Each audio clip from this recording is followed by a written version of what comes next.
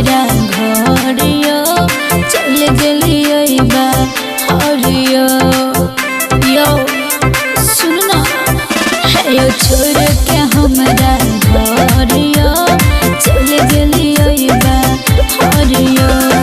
आहा बिना अब निक न लाग राजा जी खाना पानियो आहा बाहर में मौजे करै छी आगू में जोरै जवानियो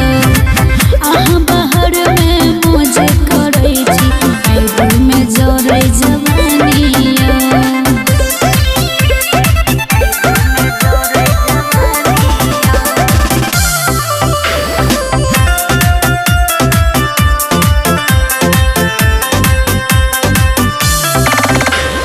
दूसरा संगे यहाँ बिजी रहै छै काटि दै छै हमर फोन